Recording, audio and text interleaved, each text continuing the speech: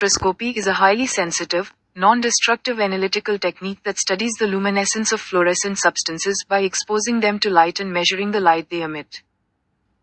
Molecules absorb higher energy, shorter wavelength light, get excited, and then emit lower energy, longer wavelength light as they return to their ground state.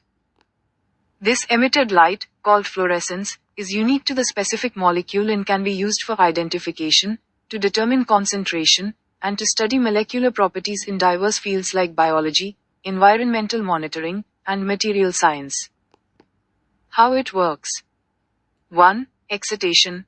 A beam of light, often ultraviolet, strikes the sample. 2. Absorption. A molecule with a fluorescent property, a fluorophore, absorbs photons from the light, promoting its electrons to a higher energy level. 3. Emission.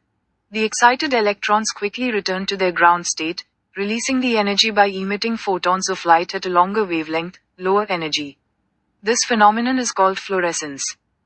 4. Measurement. The emitted light is collected at a right angle, to avoid detecting the excitation light, and passed through a filter to a detector. And 5. Spectrum generation. The detector measures the intensity of the emitted light across different wavelengths, creating a unique fluorescence spectrum for the sample. Key concepts. 1. Fluorophore.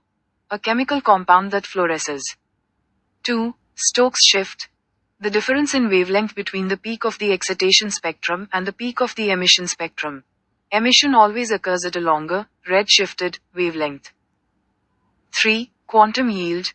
A measure of fluorescence efficiency, representing the ratio of photons emitted to photons absorbed.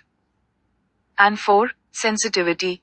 Fluorescence spectroscopy is a very sensitive technique, capable of detecting substances at nanomolar concentrations. Applications. 1. Biosciences. Studying proteins, DNA, and cells. 2. Environmental monitoring. Detecting organic compounds in soil and water. 3. Pharmaceuticals. Analyzing drug compounds and their interactions. 4. Material science. Investigating optoelectronic materials and semiconductors. And 5. Industrial testing. Identifying materials and tracking molecular changes.